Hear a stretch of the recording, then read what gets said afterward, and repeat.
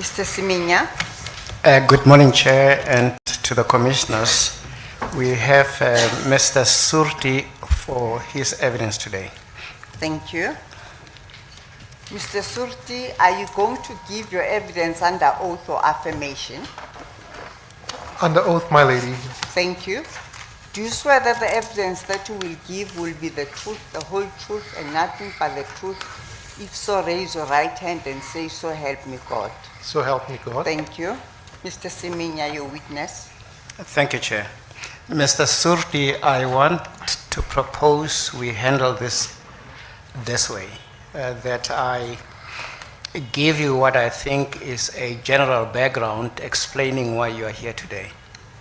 But it is quite some little history, commencing about the time we transitioned as a nation from one of our wicked past to the democracy we have today. Somewhere in that chain, I will deal with you the instruments that happened and are necessary for the work of this commission. I'll go through that with you, if you don't mind. That's fine, thank you. All right. I have placed before you just one pager, which is a preamble to the Promotion of National Unity and Reconciliation Act. You have it in front of you? I have it, Council. Little longish, but I want to read it so that we know what the purpose and intention was at the time of transition. Thank you. So it would read, and I quote, "The preamble of the Act is to provide for the investigation and the establishment of as complete a picture as possible of the nature, causes, and extent of gross violations of human rights committed during the period from 1 March 1960 to the cut-off date contemplated in the Constitution, within or without the Republic, emanating from the conflicts of the past and the fate or whereabouts of the victims of such violations, the granting of amnesty to persons who make full disclosure of all the relevant facts relating to acts associated with a political objective committed in the course of the conflicts of the past during the said period, affording victims an opportunity to relate the violations they suffered, the taking of measures aimed at granting of reparation to, and the rehabilitation and restoration of the human and civil dignity of victims.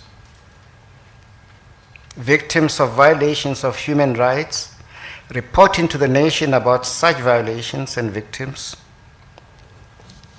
the making of recommendations aimed at preventing of the commission of gross violations of human rights, and for the said purpose to provide for the establishment of a Truth and Reconciliation Commission comprising a committee on human rights violations, a committee on amnesty, and a committee on reparations and rehabilitation, and to confer certain powers on, assign certain functions to, and impose certain duties upon that commission and these committees, and to provide for matters connected therewith. You're familiar with the history giving rise and giving birth to this act, am I right? I am indeed, thank you.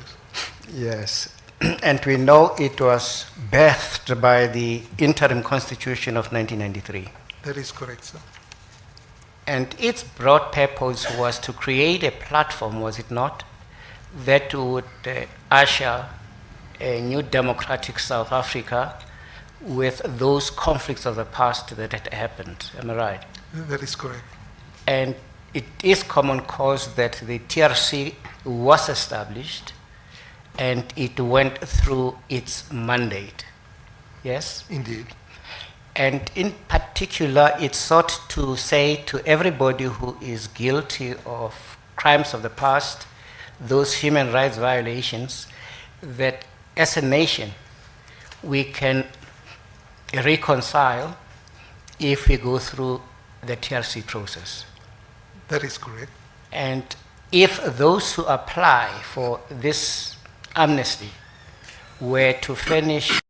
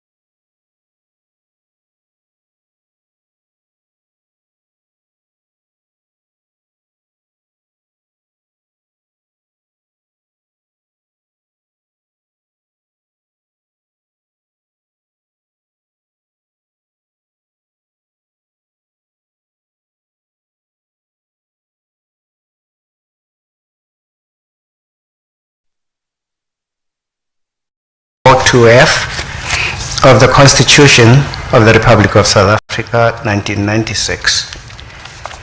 The Commission is appointed to investigate matters of public and national interest concerning allegations regarding efforts or attempts having been made to stop the investigation or prosecution of Truth and Reconciliation Commission, TRC cases. Then says under 1, the Commission must, in relation to the period since 2003, inquire into, make findings, report on, and make recommendations concerning the following: guided by the Constitution, relevant legislation, policies, and guidelines. 1.1, whether, why, and to what extent, and by whom efforts or attempts were made to influence, or pressure members of the South African Police Service or the National Prosecuting Authority to stop investigating or prosecuting TRC cases. Now, that is the broad purpose of this commission. It has other aspects to it. Now, there was a legal framework within which the investigation and the prosecution of those who were to be investigated for those violations of human rights, as well as those who could stand prosecutable if evidence existed. Now, I just want us to start and say, it would appear from the Constitution there were matters pertaining to investigation that would have been the police, right? That's correct. And there would be matters for prosecution which would be located under the NPA Act. That's correct. May I just go with you just at a quick glance of various instruments and or sections of law which governed that? The Constitution would say something like this under Section 179. Pardon? Is it? I will read it out to you. Oh, thank you. All right.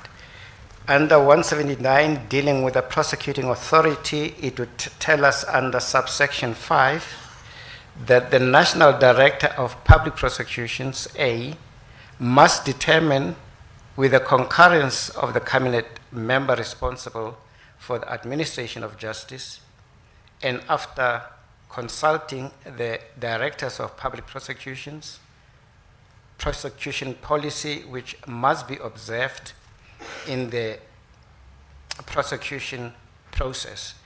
Now, the member responsible for the administration of justice would have been yourself. That would be correct. When you were the minister. As a minister, yes. Yes. Must issue policy directives which must be observed in the prosecution process. This is an instruction to the NDPP.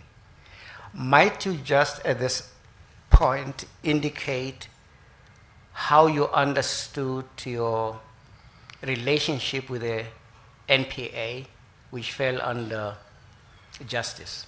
Thank you, Counsel. Counsel, if you want me to reflect on the sections that you've read, I don't have the relevant section of the Constitution, but my understanding on A, for example, would be that the responsibility of developing policy would be that of the National Director of Public Prosecution. Correct. But he would do so in concurrence or in consultation with the minister, and after consultation, the effect thereof is in the sense that he would confer with, but does not require the concurrence with the directors. So, A, the responsibility vests with the National Director of Public Prosecutions with regard to policy, unlike other provisions of the Constitution where the executive would develop and implement policy. Here, particularly in the NPA Act or in the Constitution, the reference is that it would be developed by the National Director of Public Prosecution, but he would not do so, he or she would not do so in isolation, but would do so in concurrence, in agreement with the Minister of Justice. So that would be my interpretation of that section.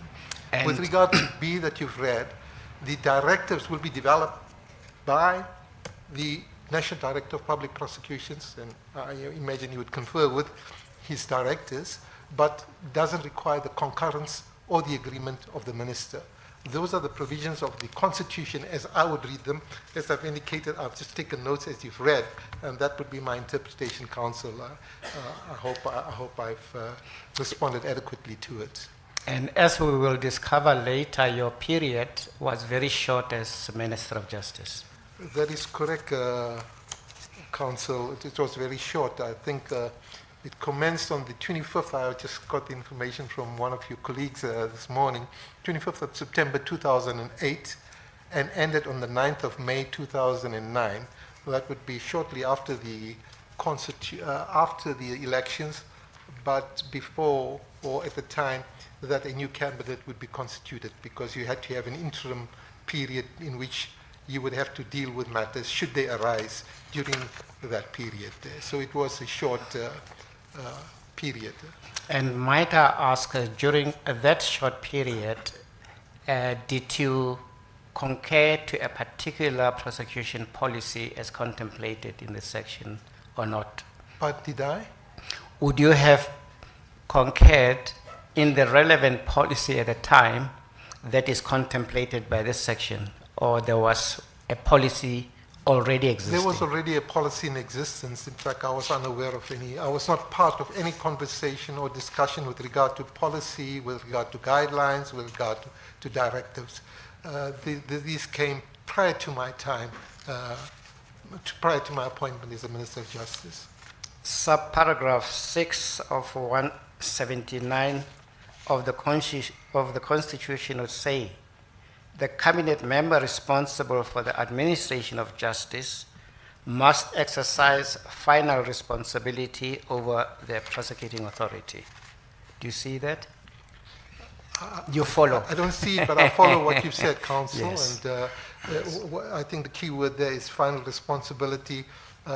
Would vest with the minister. The responsible minister would be the Minister of Justice at the time, and that would have been myself during my tenure in that capacity. Yes. And did you exercise any final responsibility? Perhaps just to say that the way I understand it, it would be institutional responsibility. In other words, you would assume responsibility for the institution of the NPA. And from a very practical and pragmatic perspective, I could say that the NPA does not have a voice as a representative of the people.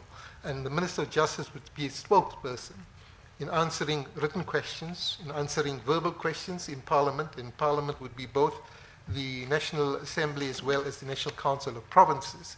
So if questions are put about any prosecutorial matter, then the responsibility of dealing with those matters would lie with the minister, and he or she would then confer or communicate with the National Director of Public Prosecution to say this matter has been raised either in terms of a written question or in terms of a verbal question in Parliament. What would your response be in regard to this particular matter?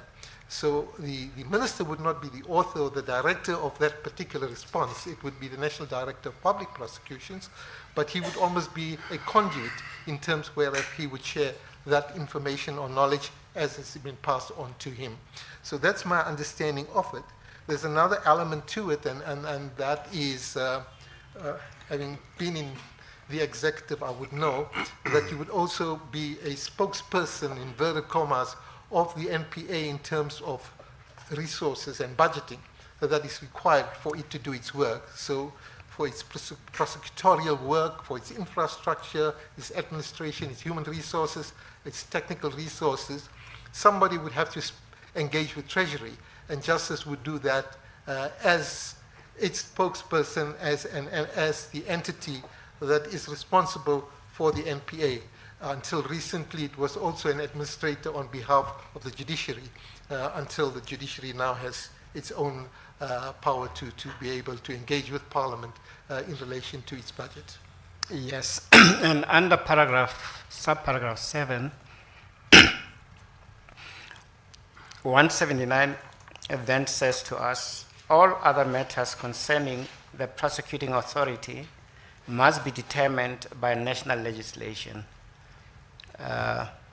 Of course, that became the NPA Act, am I right? That is correct. In fact, it's very closely aligned to the constitutional provisions. It too would mirror image the sphere relating to the NPA and the sphere relating to the minister responsible for the NPA. Might I just read out for us what section 21 would say in relation to that?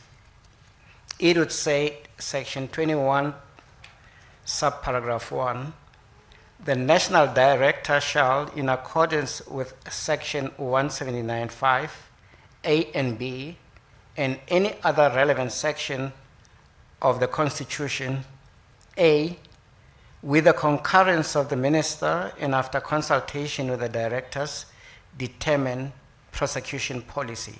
You see that dovetails Yes, it does. with the constitution in that regard. Completely so, Council. And issue policy directives would be sub B.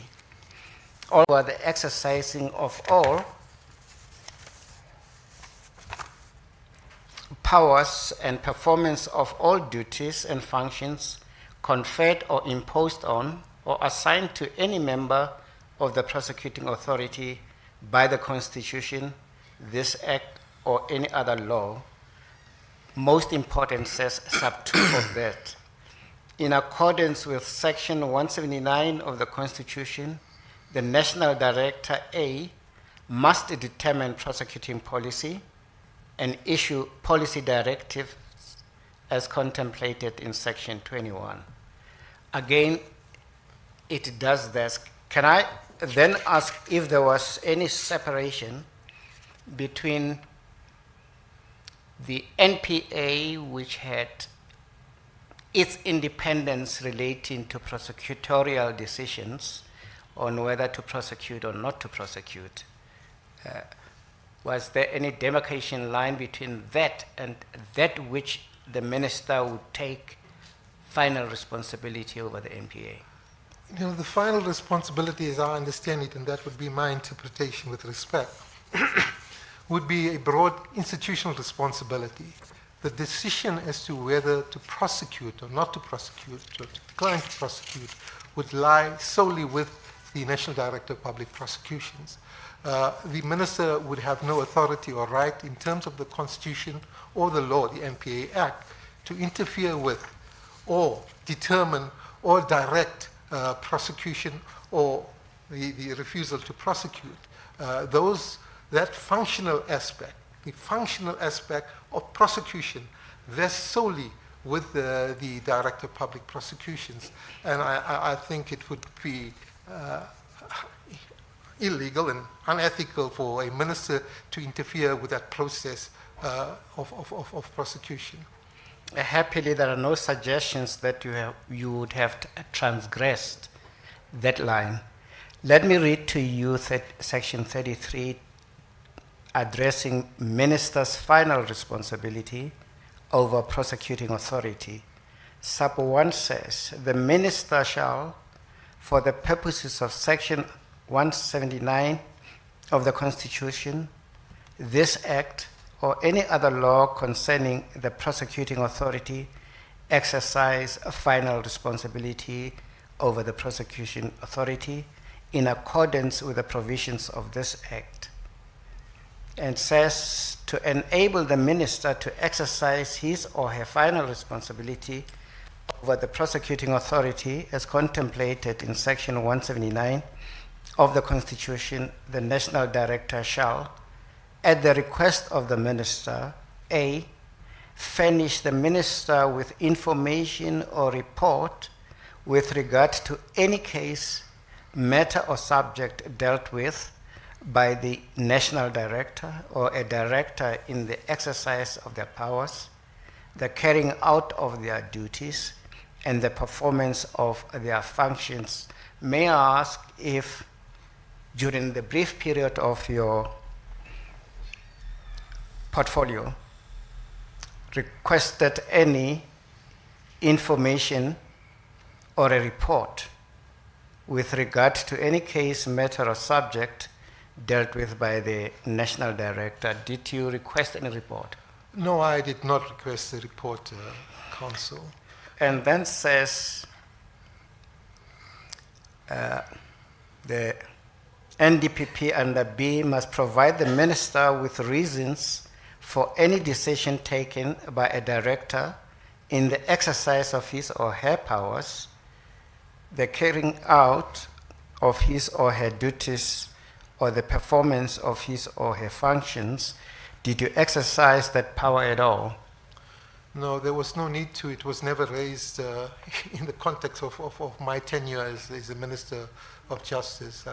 I never received a request from Parliament, the public, or the private sector, or anybody in relation to any aspect with regard to prosecution. Yes. Furnish the minister with information with regard to the prosecution policy referred to in section 21(1). Did you exercise any of those powers? I had the authority to do so, but there was no need to do so. Yes. There was no cause for me to request that information. Yes. I understand the reason for it. Yes. Submit the reports contemplated in section 34 to the minister. Did any of that happen? The only report that I had received was a submission from the acting National Director of Public Prosecution, Advocate Mshe, who was acting at that time. And I think it's towards the end of my tenure, it would probably be in March, that he submitted a memo to me for noting. And it dealt with the TRC cases, and he listed the cases that he had dwelled upon, indicated that he was going to re-establish a task team, and also indicated that he intended to continue with the investigation in these matters. I almost think, and I could look at the document with your permission. I'll definitely go there, Mr. Surti. Don't be so I don't have to troubled. do so now. I'll get with you. Sorry? Sorry, do you want me to do that now? Or? No, we'll get to the Oh, document. we'll get to that. Okay, thank you We'll very get to much. the document. But also, what 33 then says to us, arrange meetings between the minister and members of the prosecuting authority. There would be interface of this type of meetings you would have had with the NDPP during your time? My recollection is shortly after my appointment. When I say shortly, probably within the first month, there was a meeting with the prosecuting authority, the NDPP, and the various branches of it. You know, there was a team responsible for special investigations, etc. An agenda was drawn up by them, and a meeting was held. I almost think at the offices of the National Prosecuting Authority or at another venue. I'm not too sure, it's such a long time ago, but I do recollect such a meeting. So such a meeting had taken place, and what I can recall of this meeting are two issues, Council. One was probably a report on the proceeds of crime, the proceeds that were recovered from criminal activities. And the other was we had raised the issue of the possibility of, with the prosecuting authority, of having a dedicated court as a pilot in each province to deal with criminal matters in particular at the magistrates court, not in the regional court, but at the magistrates court, where the prosecutor, the complainant, the accused person, and the legal representative spoke an indigenous language. Given the fact that there's parity of language in the Constitution, and the reality is, and I think with respect, if I may defer to the learned Justice Commissioner Homo, who was also at one time a regional court magistrate in his past years. Yes, but happily, those meetings had nothing to do with the TRC cases. No, am I right? absolutely nothing. Okay. Absolutely nothing. I certainly don't have a recollection Okay. of that at all. All right. I have also documents in your file that relate to affidavits purportedly done by yourself. I think if you go to the top of the page, the first one would be 1746. Yes. I have it, sir. You do have it. It says affidavit and says Mohammed Enver Surti. Would that be your name? That would be my name, sir. If you go further pages and you get to page 1751, you will see that name appearing in the middle of the page. Do you see that? I see the name. There's a signature above that line. That is my signature, sir. Okay. So I want us, oh, maybe we may at the same time deal with the second affidavit, which you would find at page 1756, capital A, with the name again, 1756, you say? 1756, capital A. It is just, Oh, it's capital A, so sorry. Oh, sorry, I was looking at 1756 and not 1756. Capital A, yes, sir, I have it. you see the document, it too would have under 1756, capital D, middle of the page, Mohammed and Vasurti, and a signature which you will recognize. I recognize it as my signature, There we Council. go. All right. Now, of course, the evidence leaders directed a request for information of whatever nature in relation to the terms of reference of the commission. Pardon. I'm saying we sent you a request for information, and in response, you gave us the affidavit to which you have now recognized. That is Can correct. we go back to that first affidavit because it deals with specific issues? That is correct, Council. Now, in this affidavit, you tell us your background, that you would have started as a practicing attorney in Rustenburg in 1977. Is that right? That is correct. And you later then retired from legal practice to join Parliament That is correct. and occupied various engagements in your standing as a member of Parliament. To deal with those in paragraph 4. That is correct. For what it is worth, can you just read it into the record? Shall I read into paragraph 4? Paragraph 4. Mhm. Paragraph 4. In 1994, I retired from legal practice after being elected to represent the Northwest Province in the Senate. I served as the provincial whip of the African National Congress and as a member of the select committees on security and justice and cooperative governance and public administration. These committees exercise oversight over defense, intelligence, local government, and traditional affairs. Following the adoption of the final constitution in 1996, I continued in this role in the National Council of Provinces. Yes, and then you track what happened in 1994 and 1996 with the theme committee 4 of the Constitutional Assembly. That you deal with under paragraph 5, right? That's correct. It would have later in your life some relevance relating to justice.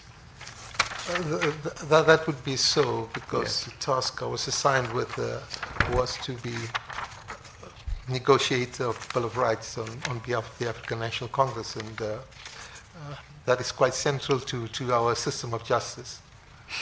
Yes, but coming forward, I look under paragraph 7 that during the second Democratic Parliament, this is now June of 1999 and 13 April 2004, you were elected to the National Assembly. After 2 weeks, you were deployed and elected as Chief Whip of the NCOP, chaired by former Minister Naledi Pandor. That's what you say is That part is of the correct, sir. background. Yeah. And during the third Democratic Parliament, 14 April 2004 to 21 April 2009, you are appointed Deputy Minister of Education under the Minister Pandor. In October 2008, following the resignation of President Thabo Mbeki, President Kgalema Motlanthe appointed you as Minister of Justice and Constitutional Development. In that capacity, you served until May 2009. That is correct, sir. And during the fourth and fifth Democratic Parliament, you served as Deputy Minister of Basic Education for both terms under Minister Angie Motshekga until your retirement from Parliament. That is correct.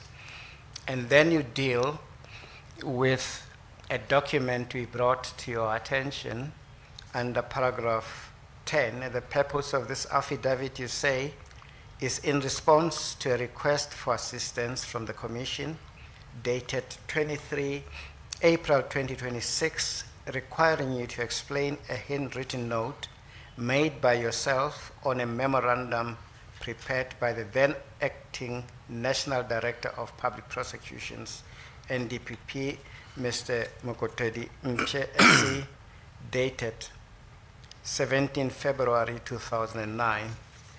Let me invite you to that document, which you will find the top of the page being 1752. Can you see the document? I see it. It's 1752. That's correct, Council. Yes, you recognize the document now. I recognize the document. It would have been directed by Mpie in his acting National Director of Public Prosecutions. You notice that? I do. And it would have, it is dated 17 February 2009 and addressed to M.E. Surti MP, Minister of Justice and Constitutional Development. You see, that's what it says. I see. To it tells the reader the purpose of this memorandum was to inform the minister of Mpie's intention to reconvene the TRC task team and to advise him of matters relating thereto. Is there any significance that its purpose is said to be informing the minister? Well, I've indicated that in my affidavit to Council. This is to provide, you have broadly two categories of submissions that you would receive as a minister. One is for consideration or decision. That would be a memorandum where the recommendations would be made and you have to either approve or decline, and you would generally make comments as to why you would do one or the other. The other is, as in this case here, is really for noting. The authority to do what the acting Director of Public Prosecution had done was with him. He had the institutional, legal, and constitutional authority to do so. He would provide a report to the minister indicating his intentions. That is an interaction that would take place. The minister, after all, has final responsibility and ought to know what is happening in the institution. So it's a courtesy, and a very important one at that. It basically brings to the attention of the minister the intention of the National Director of Public Prosecution, and he sets out his reasons for doing so, and he sets out in the memorandum the cases that are on hand at present, as he says so in paragraph 3.4, and these are very high profile and important cases which we had heard of. It was in the public discourse anyway, and part of what we had learned about people who were affected. And then there are comments. Comments of, you will notice from the memorandum, Council. Before we go there. Oh, we'll go there. I'm sorry. Before we go there. Let me stop there. Okay. I was just saying, even in its own language, it talks about a briefing where you expected the minister to make any decision in relation to this briefing. The nature of the document does not lend itself to one where the minister is to make a decision. It's really a report that is provided and also information that is given in relation to the action that is going to be taken by the acting Director of Public Prosecution in relation to TRC investigations and prosecutions. If you go back to your affidavit under paragraph 11, you react to this document. It would be just 1747 of your first affidavit. Yes, Paragraph I see 11. paragraph 11, sir. Yes. I read it for your reaction and response. The request arises from an email addressed to the Commission on 15 October 2025, in which I stated that I had no engagement whatsoever with either the National Prosecuting Authority, NPA, or the South African Police Services concerning the prosecution of TRC matters. That is correct. That's how it reads. That is what I indicated to you at the outset, Council. Until the memorandum was submitted to me just a long time ago, I obviously told you that, look, it's certainly a document that had been sent to me. My signature appears on it, and the comments that are there certainly accept and acknowledge that this memorandum was submitted to me. You do say that because against paragraph 12 you say, at the outset I place on record that when I was first approached by the evidence leader of the Commission, Ismail Semenya, and requested to provide any information in your possession relevant to the Commission's inquiry into alleged political interference in the investigation and prosecution of TRC matters, I did not recall having commented on the memorandum, you say. Yes, sir. I certainly had no recollection of the memorandum at the time. And Yes. had it not been for you providing me with the document, I would have been unaware. For completeness of your evidence, you also continue to say, I accordingly informed Mr. Semenya that I had not engaged with the NPA or SABC regarding TRC prosecutions, and indicated that all official records would be in the custody of the Department of Justice and Constitutional Development. That is indeed so, because when you leave your office, you don't take any documents with you. They are left in the custody of the Department of Justice, and that would be the reality. And you tell us on 23 April 2026, you received a further communication from Mr. Semenya touching a memorandum prepared by the then acting NDPP, Mr. Mpie. The memorandum was received by the DG, Mr. Menzi Simelane, on 5 March 2009 and passed on to the Office of the Deputy Minister of Justice and Constitutional Affairs, Deputy Minister Johnny D. Lange, on 11 March 2009. It was transmitted to your office on 17 March 2009 for noting. You make that point. A copy is the one that we have just handled now. That is Right. correct, sir. And you say, after having considered the memorandum together with Mchia's evidence to this commission on 7 April 2026, I can confirm that the memorandum is authentic and the handwritten note attributed to me is indeed mine. My failure initially to recall the memorandum was attributable solely to the passage of time and the fact that at the time, the memorandum did not appear to me to involve anything unusual or contentious. But then you say, under that heading, I state categorically that during my brief tenure as minister, I neither interfered with, influenced, or suppressed any investigation or prosecution, including investigation or prosecution relating to the TRC matters. That is indeed so.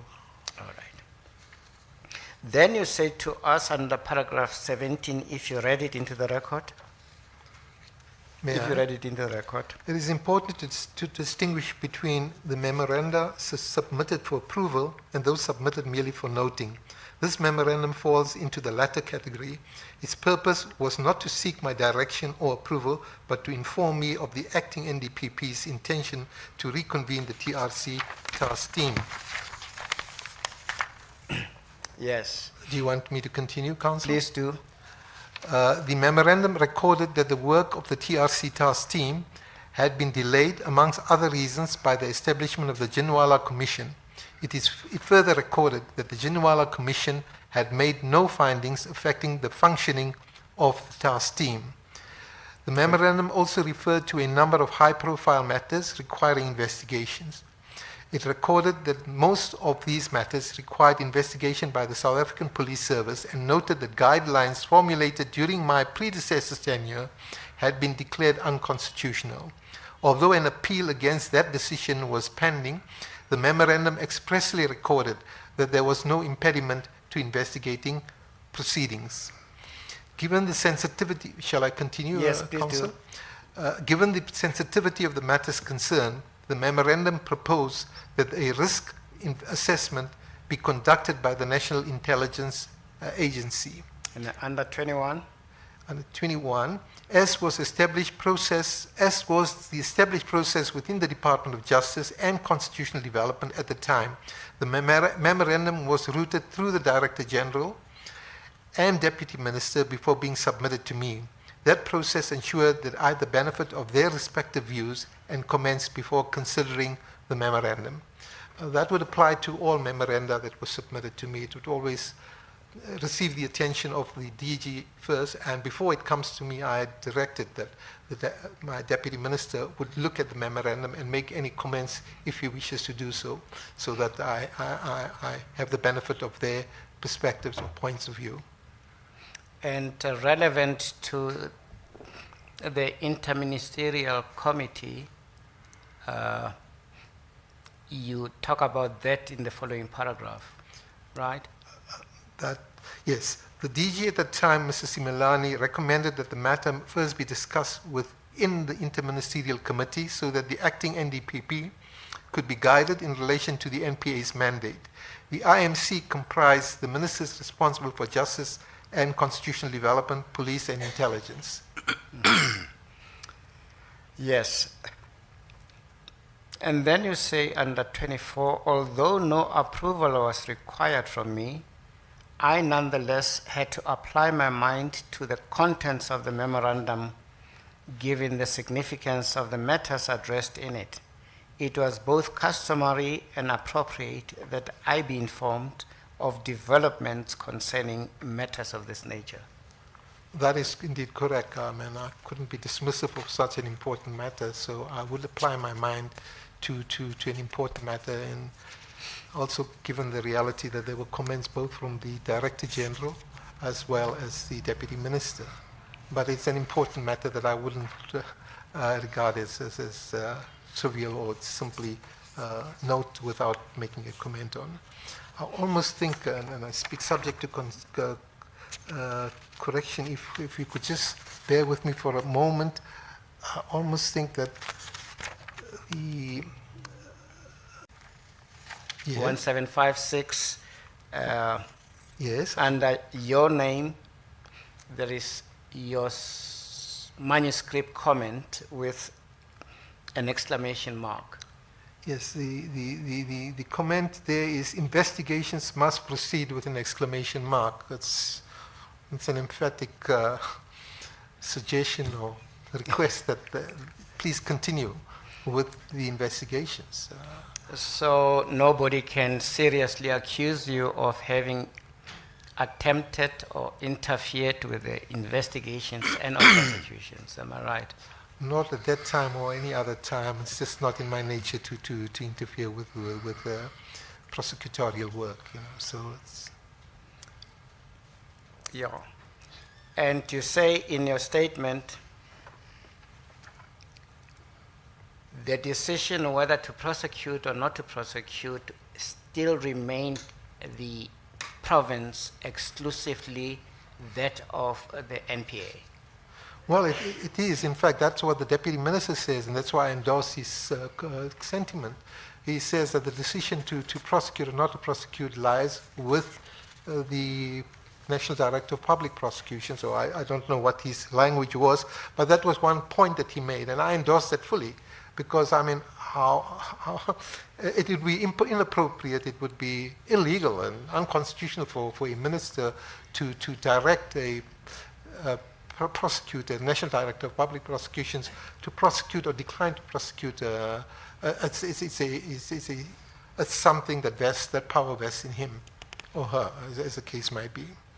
Of course, the MPA would criminalize such conduct under Section 41. It would, yes. Can I go with you to paragraph 30 of your statement where it reads, upon my appointment as minister, I was also required to address the findings of the Ginuala Commission concerning the conduct of the then Director General. Given the seriousness of those findings, I propose that the matter be referred to the Public Service Commission for investigation. My term of office ended before that process could be finalized. Am I right? That is correct, sir. Okay.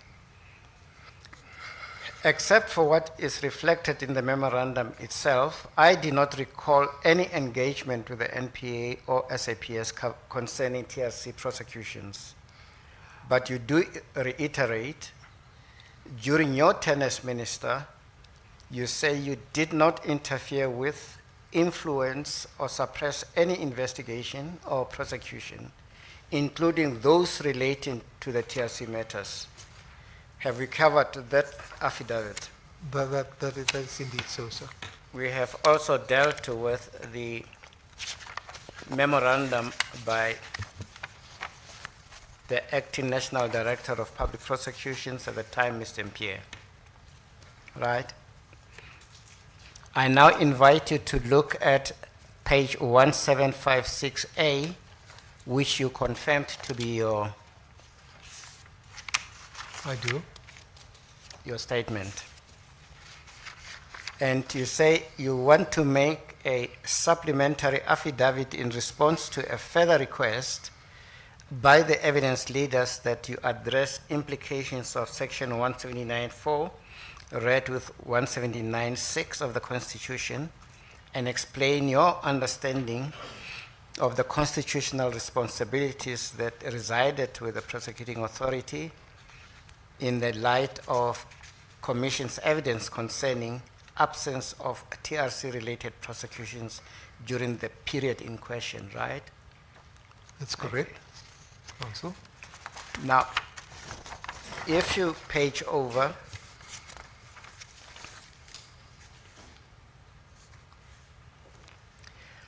of course, under 5, you say, what you do say here enjoys the benefit of legal advice you would have received. And then you explain the process by which the memorandum came before you, and we have dealt with that. Am I right? That is correct, sir. Under 7, you say, I explained that the memorandum did not seek any decision. We have gone through that part. Am I right? That is correct.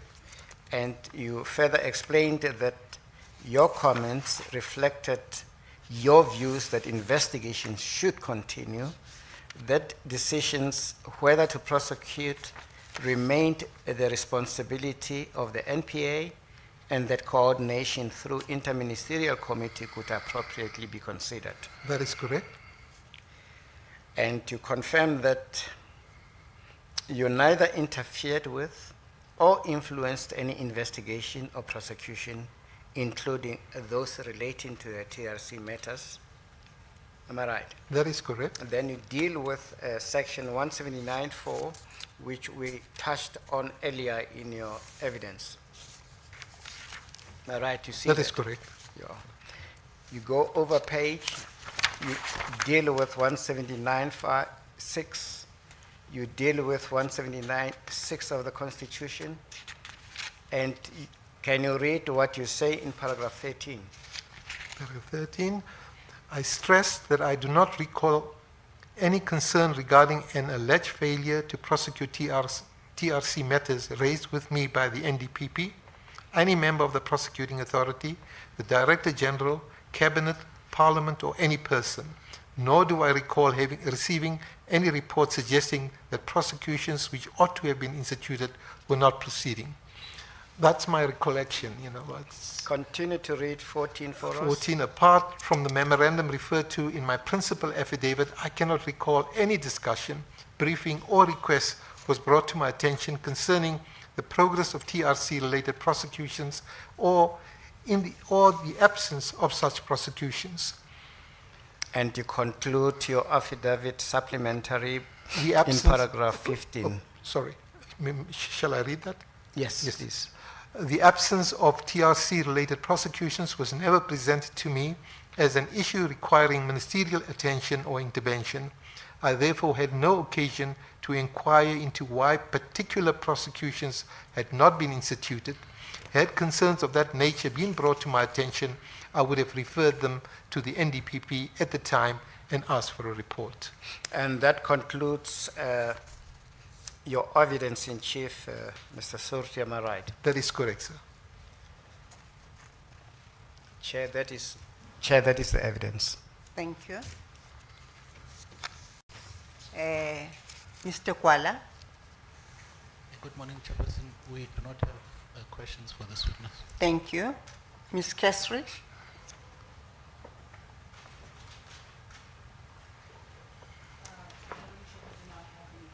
Thank you. Ms.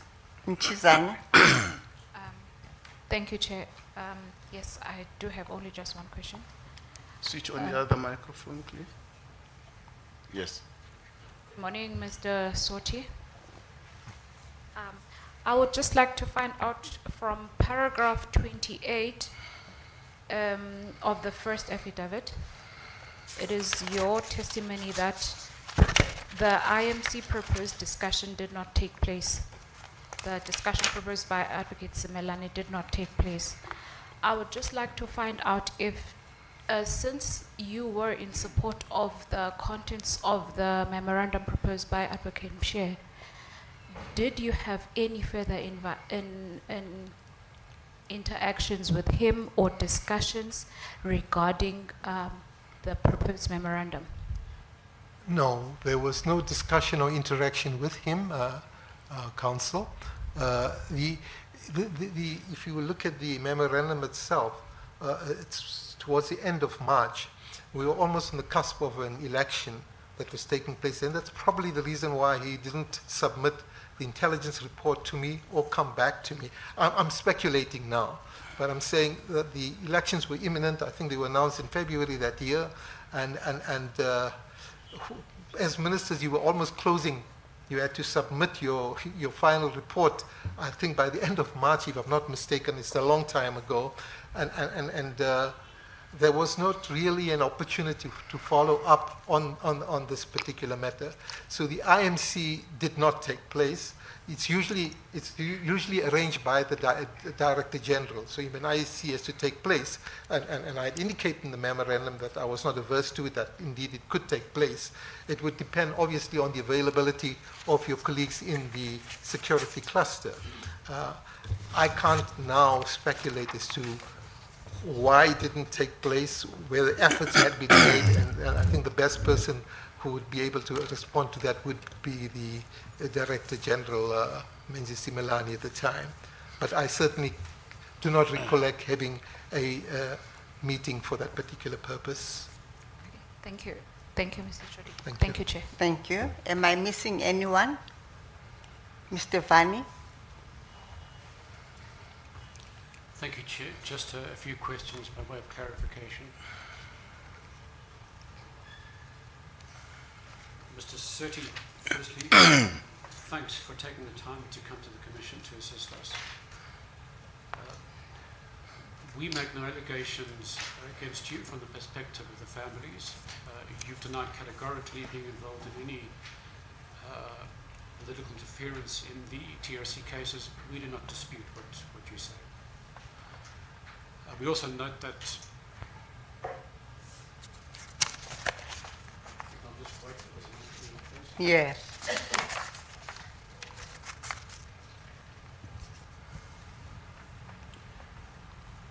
We also note that you were only Minister of Justice for around 7 months, so you didn't have too much time to really fulfill that role meaningfully, which can't be done in 7 months.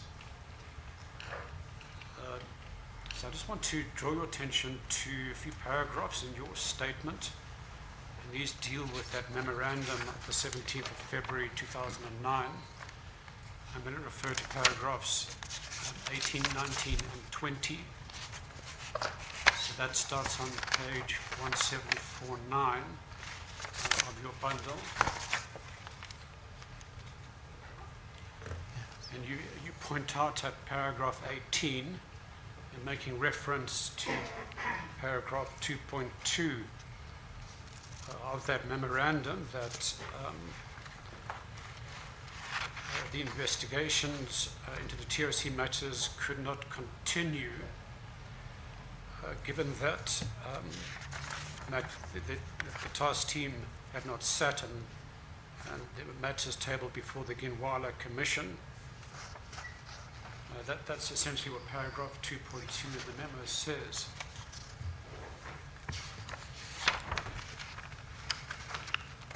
Was it your understanding that because of the work of the Ginwala Commission, that the investigations into the TRC matters could not continue? Thank you, Advocate Vani. Firstly, thank you for your kind words and for understanding that my tenure was very, very brief. No, what I indicated here on paragraph 18 was that this is what the memorandum stated. It was not my view. I certainly haven't looked at it closely enough to say. In fact, when I read the report, I had to read the Ginwala report in relation to the Director General and its comments. There was nothing, no reflection in the report that I had read. And it's a long time ago. We suggested that work had to be suspended or stayed at the time.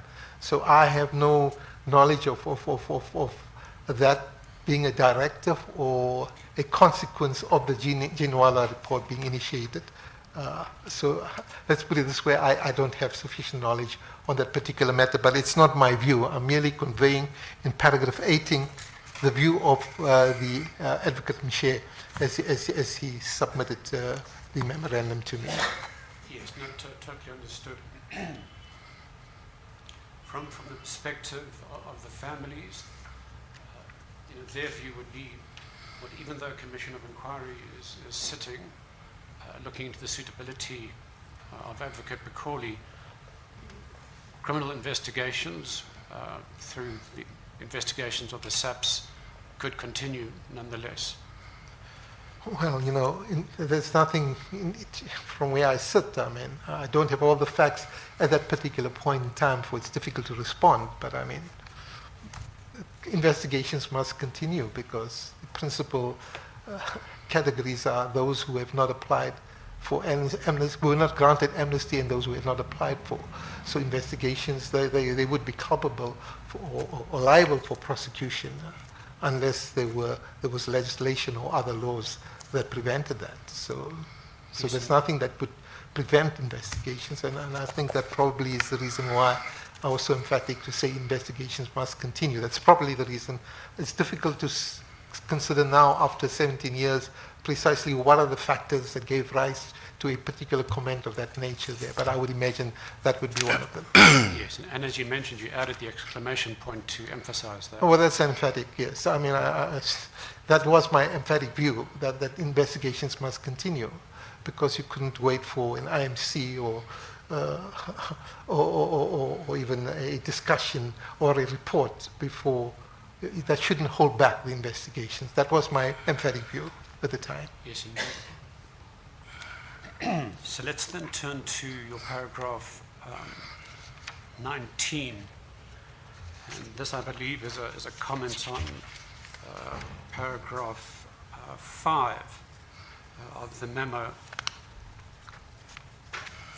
And here you indicate that the memo referred to high-profile matters requiring investigation. It recorded that most of those matters required investigation by the SAPs, and noted that guidelines formulated during my predecessor's tenure have been declared unconstitutional. Let's just pause there. You've noted that the matters required investigation. At that time, were you aware of the struggles of the NPA to get investigators between 2003 and around 2010? Advocate Vani, to be honest, I was not. And then I could explain why I was not. I was the Deputy Minister of Education, and education at that time involved both higher education and basic education. And at the time of my appointment, I was seized with many tasks. And if I could just give you an understanding of some of them, is we had to develop legislation around ICT colleges. We had to finalize norms and standards for districts. We had to proceed with the finalization of workbooks for promoting literacy and numeracy, and a range of other urgent matters. And then there was the Education Laws Amendment Act, and I was one of the delegated responsibilities of mine as a Deputy Minister was to deal with all legislative matters in the Department of Education. So it was towards the end of our phase, and we were so busy and so engaged in that particular aspect. It involved curriculum, interactions, etc. I really didn't look at security or justice matters at all. So I can only apologize that I didn't do so, but those were the realities. So when I got appointed as Minister of Justice, I mean, it was without warning, it was quite sudden, and I had shared with Councillor Semenya that I had two records. One is the longest serving Deputy Minister of Education, and the second is the shortest serving Minister of Justice. I mean, that was the reality. And, you know, it was a huge task in education. Not to say that it was any lesser in justice, it was huge, given the limited time that we had over there. Yes.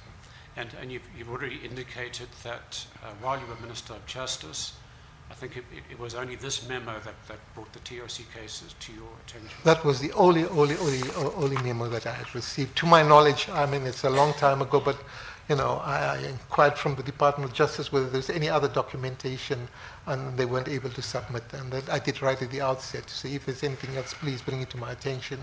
I have received no other such documentation. Well, we're not aware of any. Neither am I. Now, in that same paragraph, you indicate that the guidelines were declared unconstitutional, and although an appeal against that decision was pending, the memorandum expressly recorded that there was no impediment to investigations proceeding.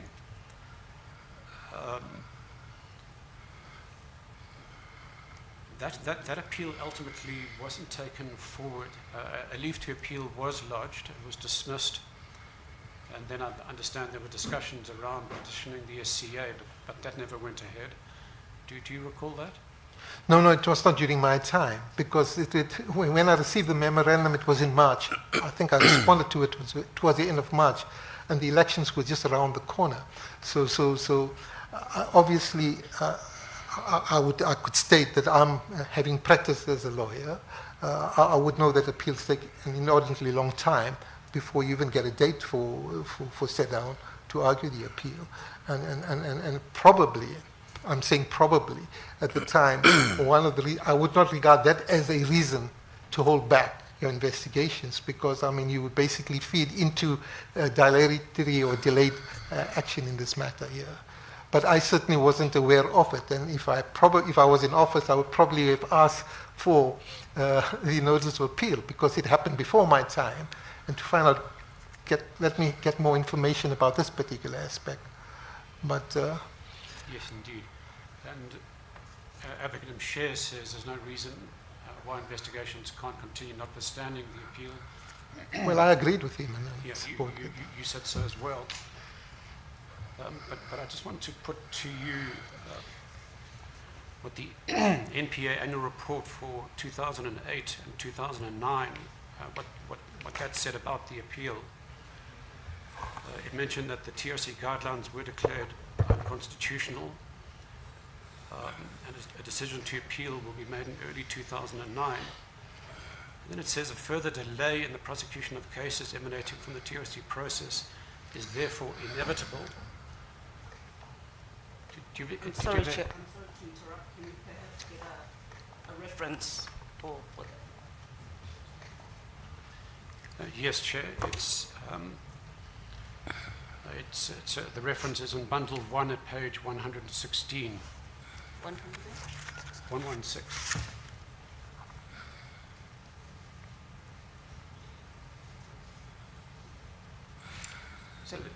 essentially the NPA said in the annual report for 2008 and 2009 that because of the appeal, the prosecution of cases from the TRC would be delayed, and that was inevitable.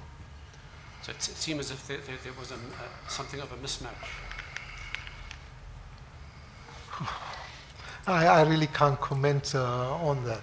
You know, this is that my view has been the view that if you note an appeal, it doesn't mean that you're going to stay investigations, that they should continue. I mean, you know, you can't even predict or foresee the outcome of an appeal. And as I said, I was not the author of the decision regarding the appeal, and I had insufficient knowledge regarding the content of the matter in respect of policy or guidelines or directives to be able to make a decision. Thank you, and note. Thank you, Edward. And then if we turn to your paragraph 20, where you state that given the sensitivity of the matters concerned, and then proposed that a risk assessment be conducted from the National Intelligence Agency, and the paragraph in the memo where it says that, it's paragraph 6, so given the unique circumstances surrounding TRC cases, NIA has been requested to compile a threat analysis of the risks attached to such investigations.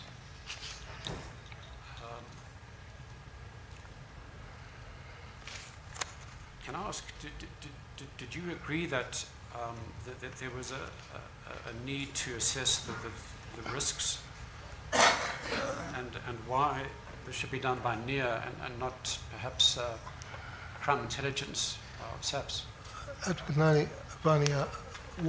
What I receive, what I'm reflecting on is really what has been indicated by Advocate Mshe. So it's not as a result of my request or initiative. It's something that he said he would submit. He was unable to do so, and I think probably more than likely it's because of the elections that had come up. But I certainly did not receive any report, nor would I go to the president and raise the matter with him unless I had information which suggested otherwise, that there would be a threat, national interest, whatever the case might be. But I mean, I really had no report. I had no sense of what the threat was, what the threats were, or what the analysis was at the time. Noted, thank you. Sorry, I sound ignorant, but those were the realities. Certainly no need to apologize. Thank you. Perhaps we can then turn to your references to the handwritten notes on that memo. And just from paragraph 22 onwards, and the handwritten notes are on page 1755 to 1756 of the memorandum. And let's perhaps start with the first one, which is Mr. Simelani's handwritten note, which is right under the signature of Advocate Mshe. And perhaps I'll just read into the record what we understand that handwritten note to say. He writes, "It may be useful that the Minister first discuss these matters with the IMC ministers so that the acting NDPP can be advised how to proceed, especially on what the mandate of the NPA is on these matters." Is that also your reading? Well, that's what he had written there. Yes. Yeah. But that's not. It's just sometimes difficult to read handwriting. So Yes. You know, that's how I read it as well, and that's the reason for my comment.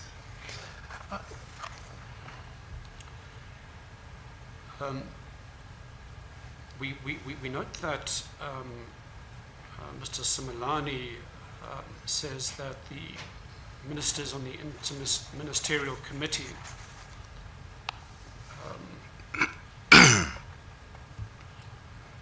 he says it's useful that the minister first discusses it with those ministers so that the acting NDPP can be advised how to proceed in respect of the cases listed, and especially on what the mandate of the NPA is on these matters. Did you ask, why would a senior prosecutor like Advocate Share need to be advised on what the mandate of the NPA is? I don't know. I don't know. I can't speak on his behalf in regard to that. I could only speak about the value of an IMC. It wouldn't be a condition antecedent to my comment. In other words, I didn't have to meet the IMC before I made a decision to say continue with the investigations. But it would be beneficial from a perspective that if they are aware of the fact that a task SIP has been set up, that is being activated, they could basically ensure that progress is made more swiftly. So, I mean, if I could give you an example of, just maybe an example or two of IMCs where I was involved in terms of early childhood development in education, for example, preschool was with the Department of Social Development.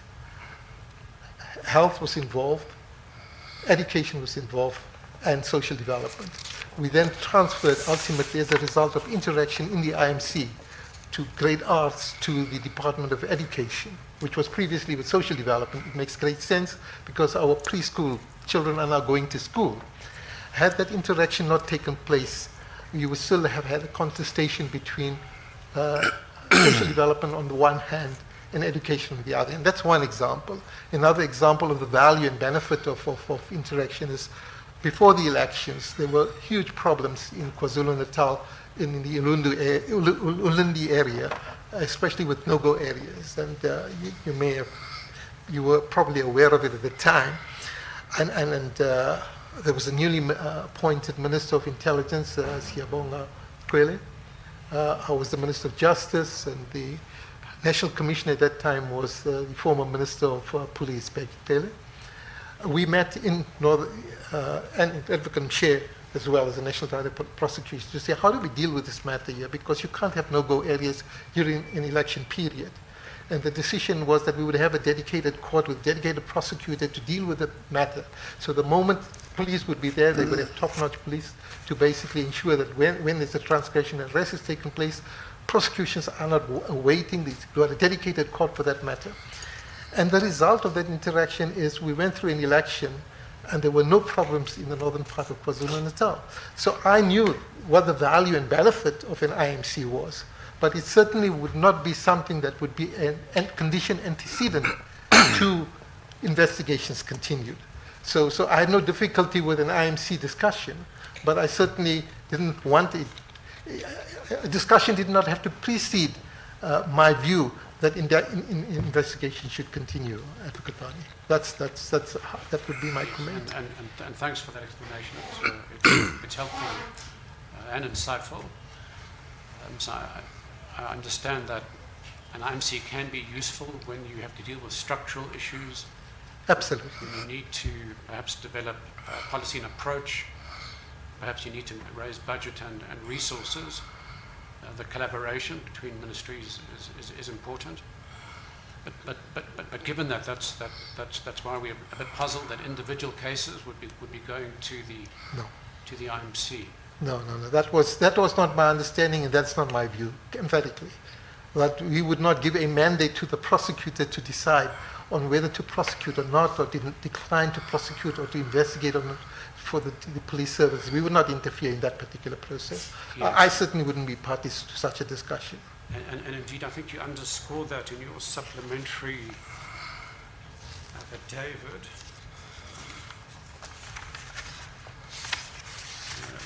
It's at 1756C, paragraph 12. Where you deal with section 1796 of the Constitution, which talks about the minister exercising final responsibility over the prosecuting authority. And you state, I do not understand section 1796 to extend to directing prosecutors whether to investigate and prosecute or decline to prosecute individual matters. To decisions concerning individual investigations and prosecutions fall within the exclusive competence of the NPA, which again is why we are a little concerned that these cases were referred to the IMC and potentially the President as well. Sorry, Chair, I'm sorry to interrupt. Can you also then perhaps give us a reference where, in the evidence, where it is said that these cases were taken to the IMC, just for our own? Yes, certainly. It's in the handwritten note that we've just made reference to, page 1756, or bottom of 1755, and then 1756 of Mr. Soti's bundle.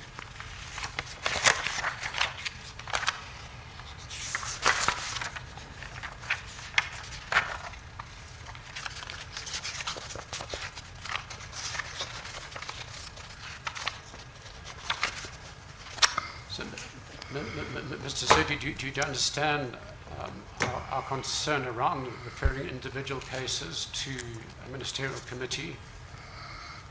No, I don't think, I didn't, I certainly, when the DG suggested a referral to the IMC, my understanding would be that basically to draw the attention to the fact that you've got a task team that has been re-established by the NDPP. Obviously, your police service is required to assist in that particular process because they are principally responsible for investigations. And it would be nice if intelligence, the police service, and the prosecuting authority work together in order to achieve an outcome that gives rise to prosecution that should take place. So that is my view. It's certainly not my view that it is to give a mandate for individual cases to be prosecuted or not. That would definitely not be my view. Thank you. Let's then turn to the handwritten note of Deputy Minister Delanga, which, as you point out in your paragraph 23, is not entirely legible. So I want to read you our sort of interpretation of his handwriting. And this is on page 1756. He writes, "I can't find fault with the approach proposed. In fact, in law, NDPP must proceed with prosecutions or not prosecute. To ensure this does not take place in isolation, the task team was established as part of prosecuting policy. As this is a sensitive matter, I agree with urgent consultations with the NSC and the President."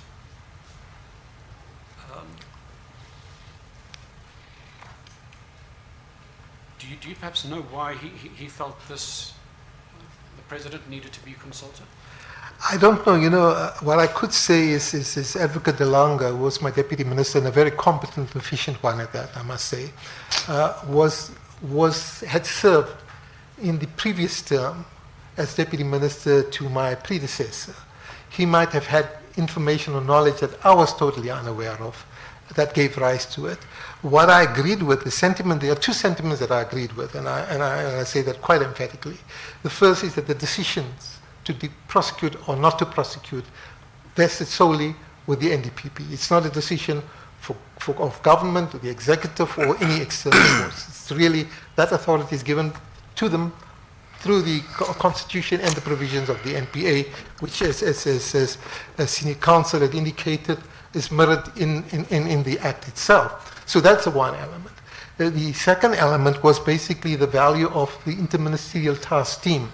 And here again, I've first had existential experience of the benefits of working, of these groups working together in a range of matters where they work together, whether it's in terms of alcohol abuse, which involve health, education, and social development, whether it's in terms of children's well-being and welfare, which involve those task teams of this nature here, where you have a collective end in mind which you share.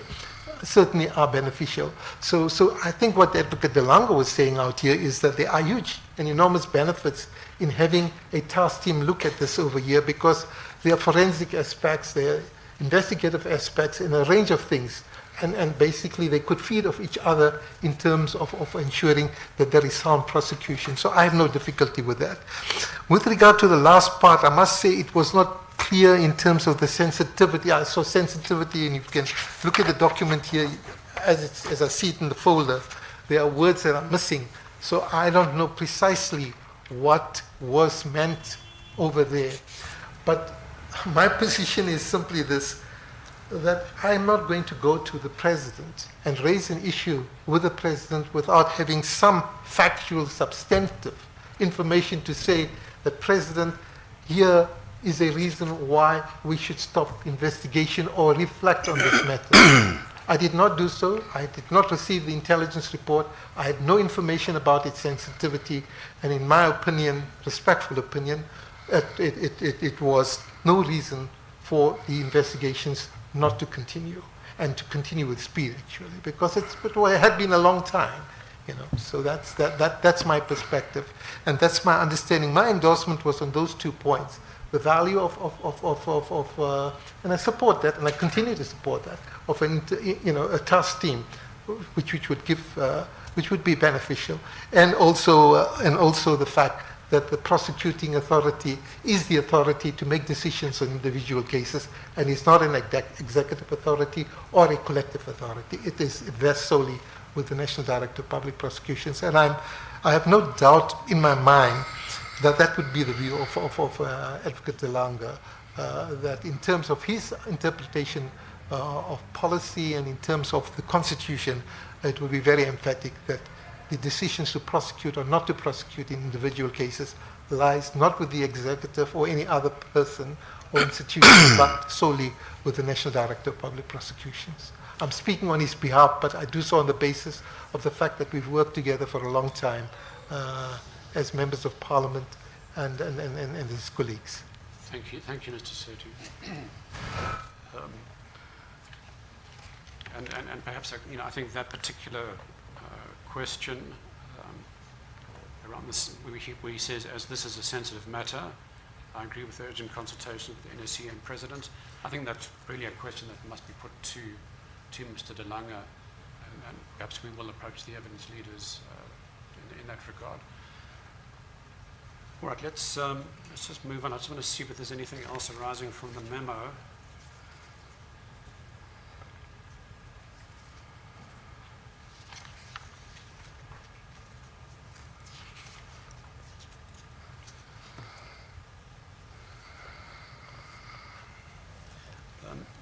Perhaps if I can draw your attention to paragraph 3.3 of the memorandum.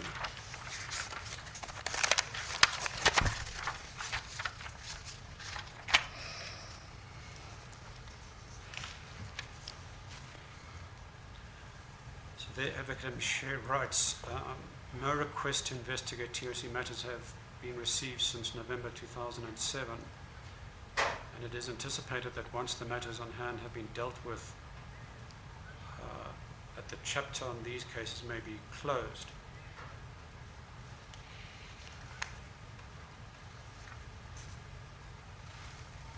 I'd like your comment on that statement where he says, well, we haven't received any further requests to investigate since November 2007, and then once the matters on hand have been dealt with, I'm assuming he's referring to the 9 matters listed, then the cases, then the chapter on these cases may be closed.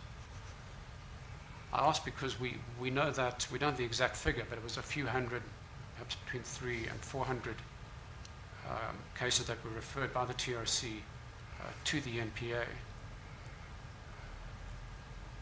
So do you have any comment on what Advocate Mshe is suggesting, that they haven't got any further requests?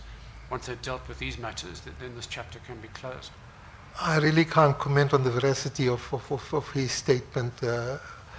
I don't know where he would have got his information from, and I certainly wasn't aware of I had not received a briefing either from my predecessor because of the sudden movement. She had moved to public service and administration.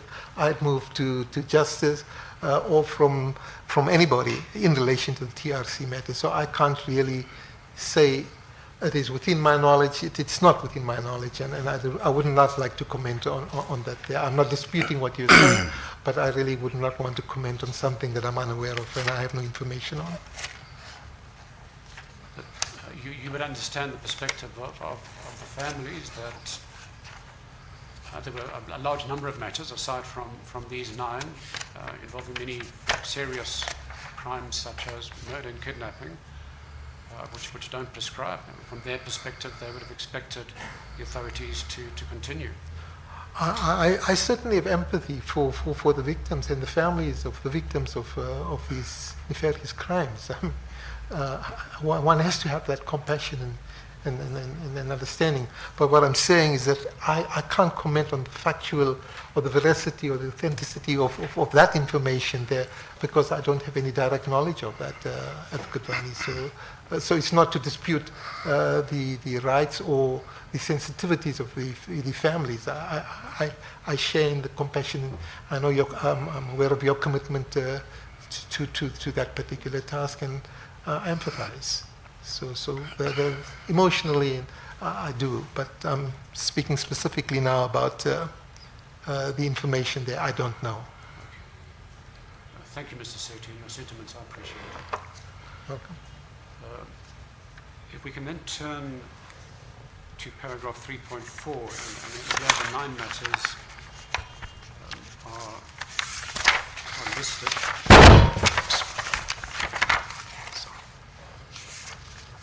3.4.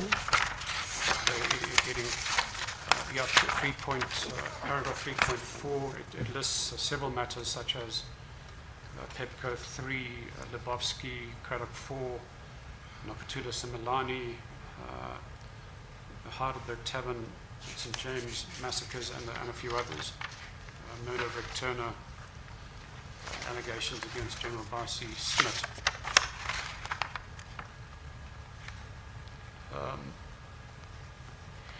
Now, as far as we're aware, all these cases remain unresolved. We are aware that 1 or 2 of them have been enrolled, although they haven't been finalized, such as Nokutula Simelane.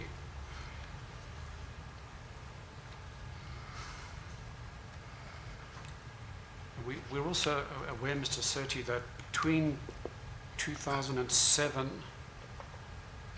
and 2016, there were no TRC cases, such as inquests or prosecutions that went ahead. So perhaps I can ask for your comment on the fact that, as we stand here today, these 9 matters still remain unresolved.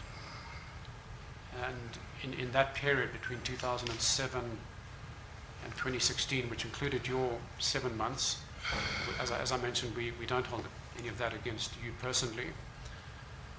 But do you have a comment on the fact that so few of these cases have been taken forward over the years? It's very difficult to comment. I can agree that it's a long time, a long period of time. I don't know what the circumstances were during my predecessor's time or my successor's time. What I do know is that indeed ministers have been called to testify, and ministers of police and ministers of justice and directors general. And I think they would be the appropriate people to put those questions to. My tenure was short indeed, and I have no difficulty if you raise anything in the context of my time there. So other than commenting that it's in order to be a long time, I really can't comment about its status and the current status over that there. I think it's best to direct that to the ministers concerned.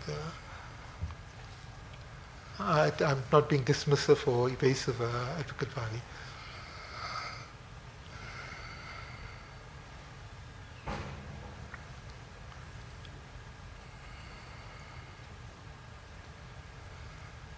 Mr. Surti, thank you so much for your time and your endeavours to assist us. No further questions, Chairperson. Thank you.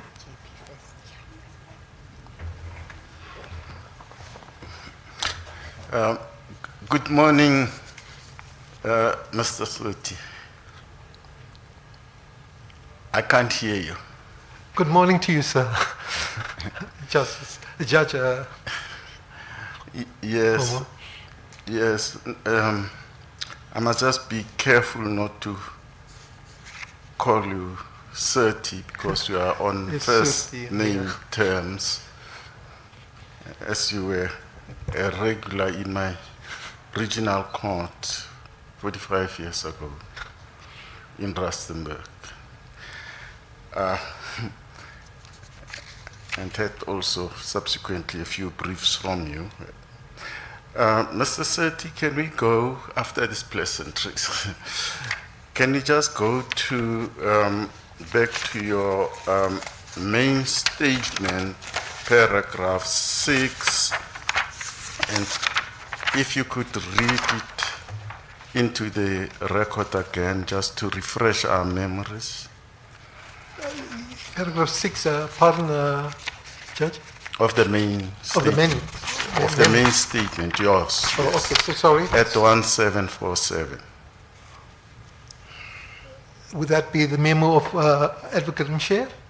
No, your statement. Oh, my statement. So sorry Yes. about it. Pardon me. Yes, That comes with age. I'm sorry. It's, I agree. I know. that would be during the same period. Are you talking about Yes. page 1747? Yes, yes. Okay. During the same period, I served as programming whip in both the Senate and later the National Council of Provinces. I also served on the Rules Committee and Joint Rules Committee of Parliament, which were responsible for drafting the rules governing the Senate, the National Council of Provinces, and the Joint Rules of Parliament. Yes. Now, you, the lead counsel, Advocate Semenya, broached with you the statement, the address to Parliament by President Mbeki in April 2003. Were you perhaps in Parliament during that time, and if so, did you listen to his speech? Thank you, esteemed Judge. I probably was. I don't recollect missing a joint sitting of Parliament in the 25 years that I serve as a Member of Parliament. But if you're going to ask me what were the joint statements in 25 years, because you get a joint sitting every year, and what was its contents, whether it's from President Mandela to through the other presidents, it's going to be hard for me to recollect. The year 2003 is a long time ago. I probably would have been aware if it was just a year or two ago, but it's such a long time ago. So I'm not going to dispute that, in fact, it probably was raised and certainly would have been raised, but I can't honestly say to you with the greatest of respect that I have a recollection of the detail, nor have I sought to ascertain what the detail was subsequently. So I don't have any knowledge, but I certainly do not dispute that the matter was raised as suggested by senior counsel.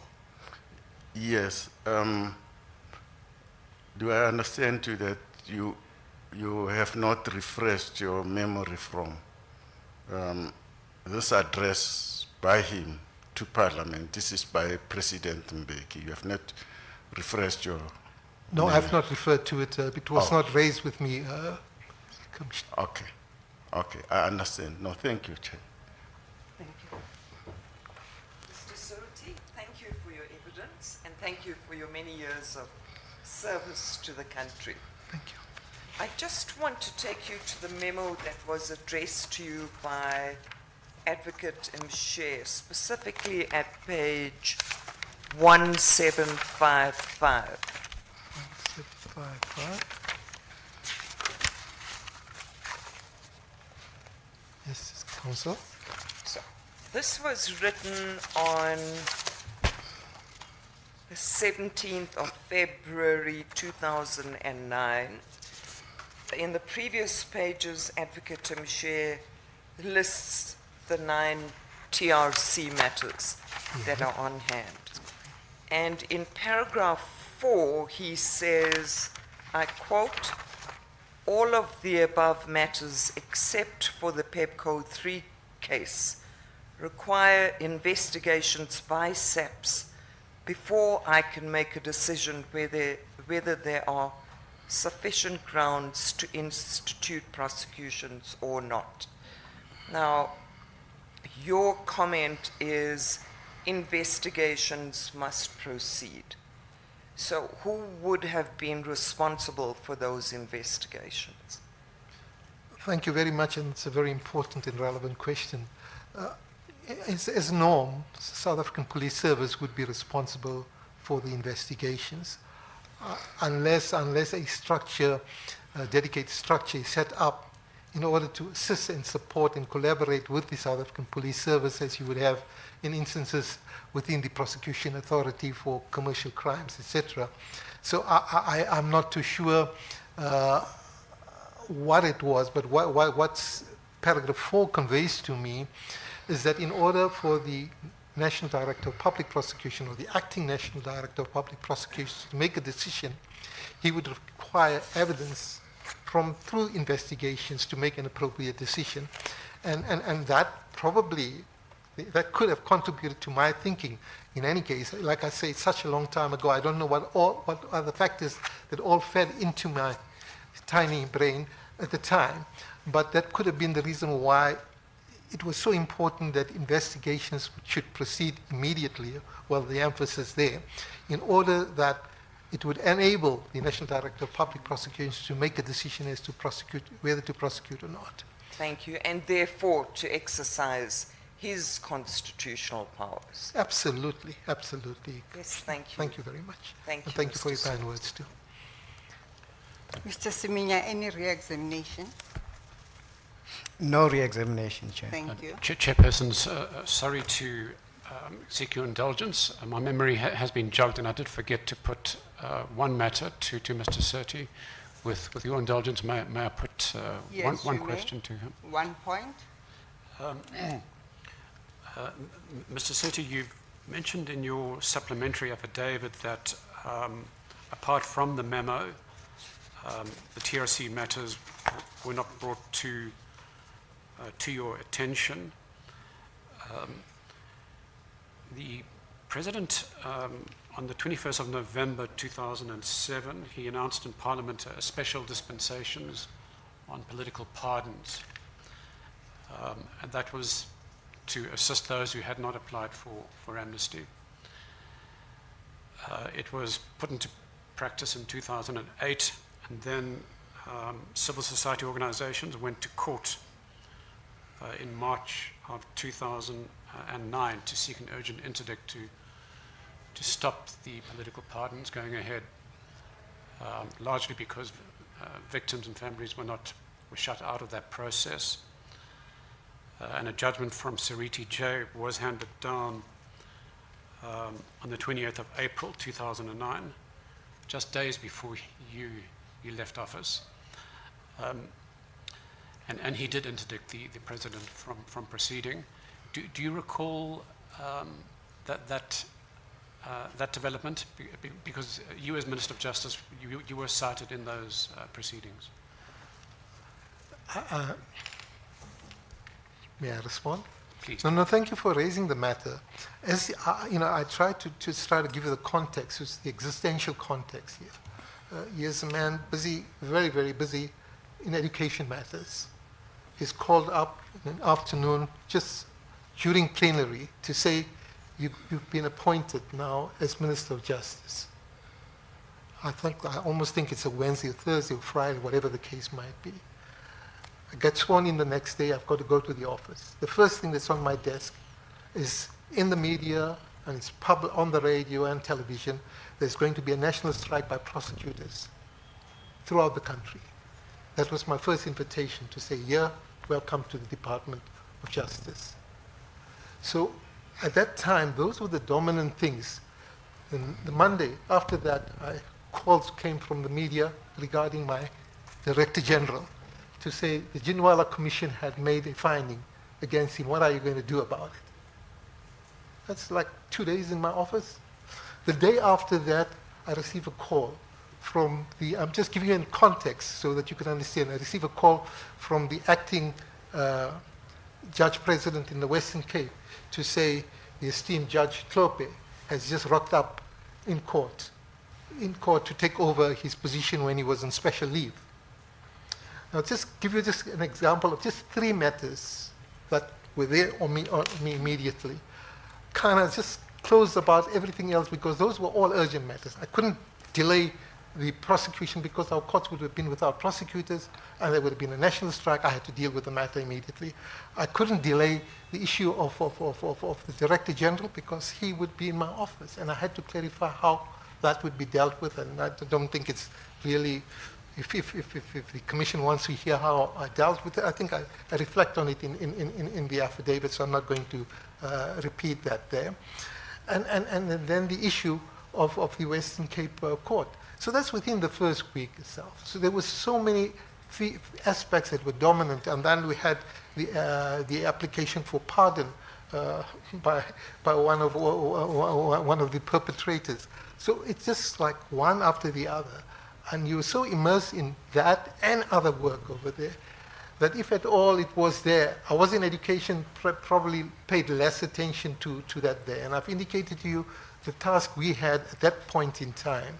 It was so immense, and I had a very, very hard-working minister at that time, Naledi Pandor, who had so much on her hands, and we just tried to pull together. So I'm saying to you, it happened so quickly that if it escaped me, I can only say I'm sorry, but really and truly, it didn't come to my attention at all. And I think it's just the circumstances, the issues that contributed to this pressure that made the kind of normal absorption of facts a bit more difficult. Thank you. Thank you, Chairperson. Thank you. Mr. Serti, we are profoundly grateful to you for having come to give evidence before this commission. You are now excused as a witness, and we thank you for coming. May I thank the esteemed commission, chaired by yourself, a lady, as well as Judge and Advocate Gabriel, as well as the team, Advocates Semenya, SC, and the representatives who are present here, and I hope I was able to assist the Commission in its task. Thank you very much for Thank you. your time. These proceedings are adjourned until tomorrow at 10 o'clock.